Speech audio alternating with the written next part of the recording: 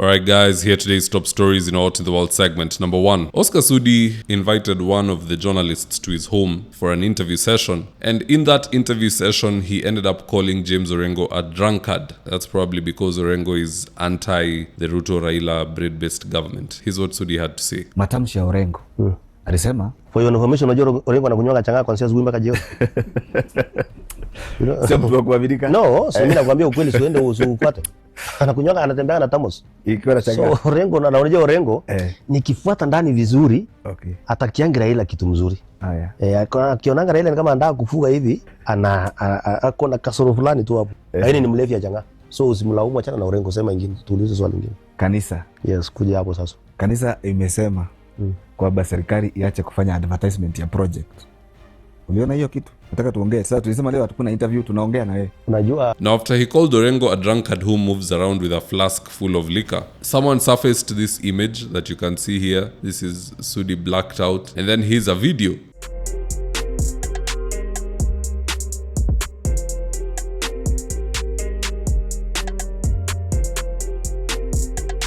So I think it's not right for a drunkard to call another a drunkard. As far as I'm concerned, they are brothers in arms. Second story of the day. Professor Kurindiki, instead of building roads and drainage systems, he's now telling people to sleep on the roadside till floods pass. Here's a tip. Kama unatembea mguu ama uko na bodaboda ama uko kwa gari, ukutane na maji, mkondo wa maji ambayo ni maji ya ghafla, wachana na tabia ya kuhatarisha maisha yako ati ndio ufike nyumbani. Lala hapo kando ya maji hapo mpaka asubuhi. Utafika nyumbani keshoe.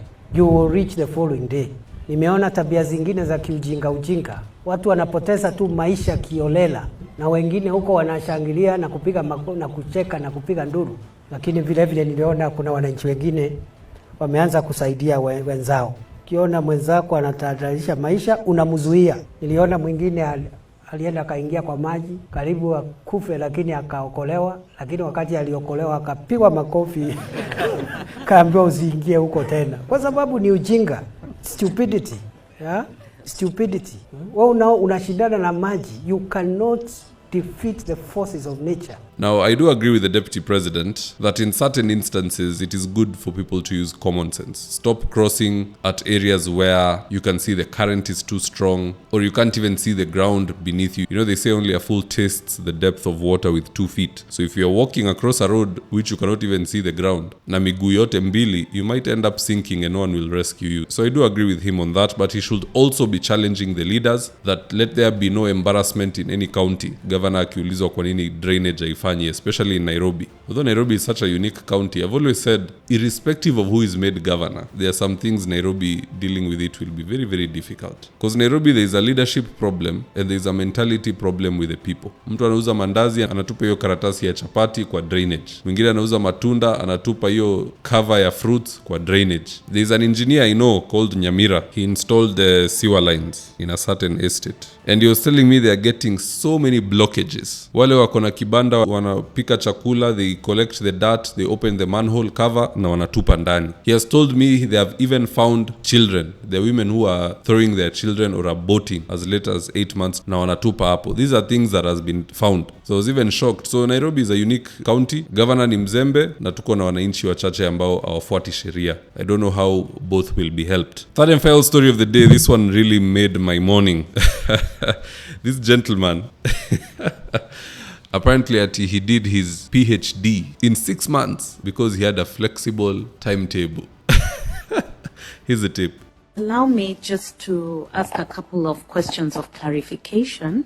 From your CV, you served at Public Service Commission from 2003 to 2009, is that right? That's right, yes. Were you serving on a full-time basis? It was full-time, madam. Okay. Yes, so we had an opportunity to see your certificates for your master's, MBA, that is Master of Business Administration. Yes. You graduated, you received this certificate on the 15th day of August, 2008. Yes. You were able to study while working full-time at the commission? Yes, madam, because it was a flexible kind of timetable. Okay. Yes. Yeah, and then actually 6 months later, Yes. on 30th of January 2009, you then received your Doctor of Philosophy in Business Administration. Yes. So that was a bit curious. I know the kind of effort and time and sweat that goes into preparing and getting a PhD. Yes. So I'm curious to know how you managed to get yours in 6 months. Yes, madam. They had a very flexible timetable in the sense that it was even possible to almost do it simultaneously, but it had to be one after the other. Okay. Yes. And this is while you're working. Yes, this is while I was working. So maybe you can share with us the topic of research that you did for your PhD. Yes. Yes, what was the research about? The topic, madam, was not very difficult for me because it was provincial administrations, the options and the future of provincial administration in Kenya. Okay. Yeah, because actually I'd written a book on that, and I didn't mention that. I'd even written a book, so it is something that I was ready for, actually. All right. Yes. So is this thesis available somewhere where we can perhaps access it? Yes, it is. I can not maybe online, but I could avail it Okay. if it is required. All right. Yes. And yeah, just to inform you that when we went online, Yes. we found that this university is unaccredited and is registered in the British Virgin Islands. I don't know if you are aware of that.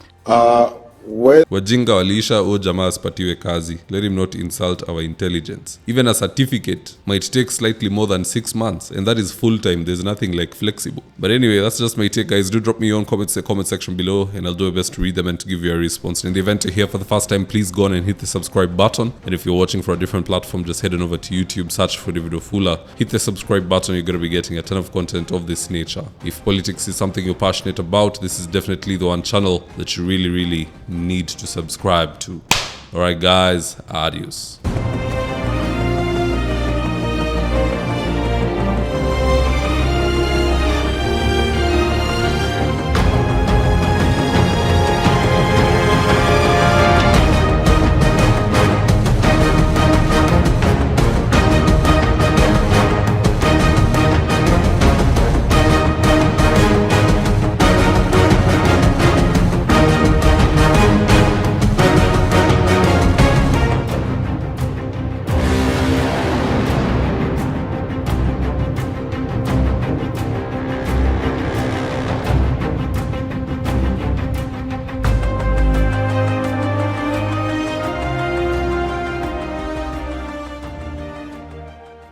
Thank you for choosing David Wafula as your primary news platform. We put countless hours in research, recording, and editing. By showing up each and every day to watch our videos, you encourage us to generate more videos for the viewers. We are on a mission to inform, educate, and build a better tomorrow. To our thousands of followers in a world full of presidents, kings, and queens, you are the real gem. Adios.